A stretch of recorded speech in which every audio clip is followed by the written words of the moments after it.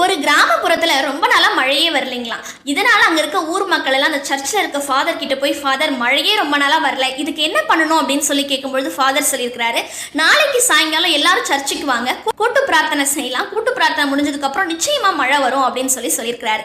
So ஊர் மக்கள் எல்லாரும் சர்ச்சுக்கு போயிட்டு கூட்டு பிரார்த்தனை பண்ணியும் மழை வரல. இதை பார்த்தா ஊர் மக்கள் எல்லாம் ஃபாதர் கிட்ட போய், நீங்க சொன்னீங்கன்னு நம்பி தானே நாங்க வந்தோம், ஆனா மழையே வரலையே அப்படின்னு சொல்லும்பொழுது ஃபாதர் சொல்லியிருக்காரு, உங்க யாருக்கும் நம்பிக்கையே கிடையாது, நீங்க நம்பிக்கையோட வந்து நிச்சயமா மழை வந்திருக்கும் அப்படின்னு சொல்லியிருக்காரு. இது எல்லா மக்களும் மறுத்திருக்காங்க. இல்ல நாங்க எல்லாரும் நம்பிக்கையோட தான் வந்தோம், ஆனா மழையே வரலையே அப்படின்னு சொல்லும்போது ஃபாதர் சிரிச்சுக்கிட்டே ஒரு விஷயத்த சொல்லியிருக்காரு, உங்க யாருக்கும் நம்பிக்கையே கிடையாது, நீங்க நம்பிக்கையோட இறைவனை கும்பிடணும்னு வந்திருந்தீங்க அப்படின்னா கையில கொடையோட வந்திருப்பீங்க. ஏன்னா கூட்டு பிரார்த்தனை முடிஞ்சோடனே நிச்சயம் மழை வரும், அப்ப நம்ம எப்படி மழையை நனைஞ்சுக்கிட்டே வீட்டுக்கு போறது, ஸோ கண்டிப்பா கொடை எடுத்துட்டு வரணும்னு வந்திருப்பீங்க, ஆனா யாருமே கொடையோட வரலன்னு சொன்னார். ஆம் நண்பர்களே, இறைவனை நம்ம ஒரு செயல் நடக்கணும்னு வேண்டும் பொழுது நம்பிக்கையோட வேண்டினா மட்டும்தான் நிச்சயம் அந்த செயலை நமக்கு